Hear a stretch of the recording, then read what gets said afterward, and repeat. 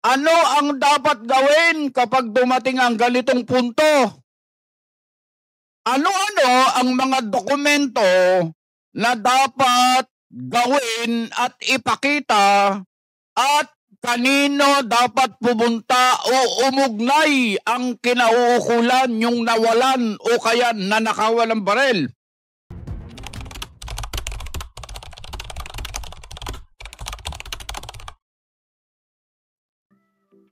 Ay, good morning po sa inyong lahat mga kababayan at mga mahal po naming taga-subaybay. Nandito na naman ang inyong lingkod, Just Vlog. Rekta kagad tayo. Wala nang paligoy-ligoy pa. Maganda yung pag-uusapan natin ngayon. Huwag kayong aalis huwag kayong aalis. Huwag kayong maglilipat. Huwag nyo na re-skip yung mga ads dyan na napapanood ninyo. Para lang sa ganun ay meron naman tayong pangkape, mga kababayan. Eto pag-uusapan natin. Marami po kasi nagtatanong nito sa amin at hindi namin masagot-sagot sapagkat napaka-busy natin. Pero sa pagkakataong ito, sapagkat nag-research pa kami ng aming isasagot sa inyo, mga idol, mga lodi, mga shooters.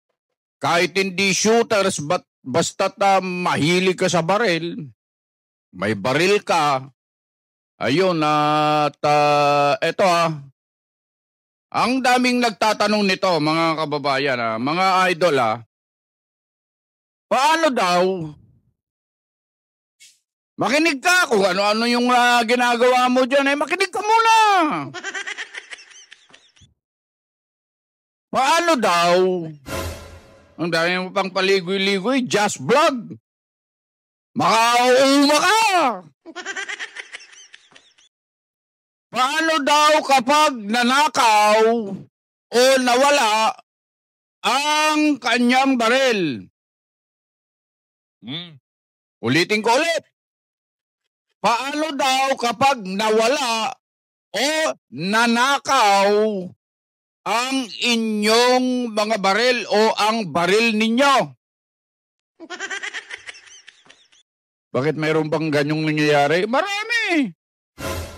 Maraming nangyayaring ganyan. Hindi na lang sa flood control nagnanakaw, mga kapatid. Mga idol, mga kasama. Pati na yung mga baril, ninanakaw na din.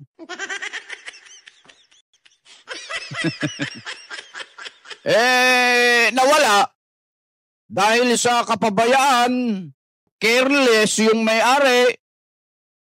Ayun, nawala. Ano ang dapat gawin? Ayan.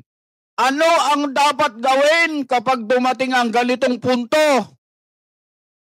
Ano-ano ang mga dokumento na dapat gawin at ipakita at kanino dapat pumunta o umugnay ang kinauukulan yung nawalan o kaya nanakawan ng barel?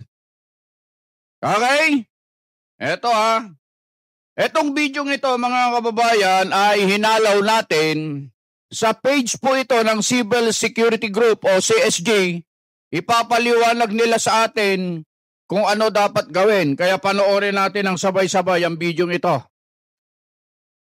Paano pag nawala o nanakaw ang inyong baril? May pananagutan ba? Ano ang mga hakbang na dapat gawin? Ayon sa Section 40 ng RA 10591, required na dapat i-notify ang FEO kapag nawala o nanakaw ang inyong baril within 30 days from discovery. Ano-ano ang mga dokumento na dapat ipakita para ma-notify ang FEO na nawala o nanakaw ang inyong baril? Unang-una, sumulat po kayo informing the FEO sa pagkawala o pagkanakaw ng inyong baril. Kailangan din po ng mayroong police report. Kung mayroon pong investigation report, isama na rin po sa inyong attachment. At mag-execute na rin po kayo ng affidavit of loss and any other document na magpapatunay na inyong baril po ay nawala o nanakaw. Please comply the requirements para hindi po kayo makasuhan ng administrative para maging ground ng revocation or cancellation ng inyong lisensya. Yun mga kababayan napanood po ninyo kung ano-ano ang dapat gawin, ano ang dapat na ipakita, kanino dapat pumunta o umugnay kapag kayo ay nanakawan o nawalan ng barel. Malinaw po yan mga kababayan, hindi ko na po uulitin. Ulitin nyo na lang na panoorin yung sinabi ng CSG para sa ganon ay ma-refresh kayo at alam ninyo ang dapat na gawin kapag nangyari po ito sa inyo. Yun lang ang aming maibabahagi sa inyo sa araw na ito mga idol, lalo na dun sa mga may concern sa ganitong kaso, may mga problema sa ganitong pangyayari, i-share nyo ito. Lalo na kung may mga kakilala kayo na nawalan o nanakawan ng gamit, i-share nyo po ito para nang sa ganun ay malaman din po nila.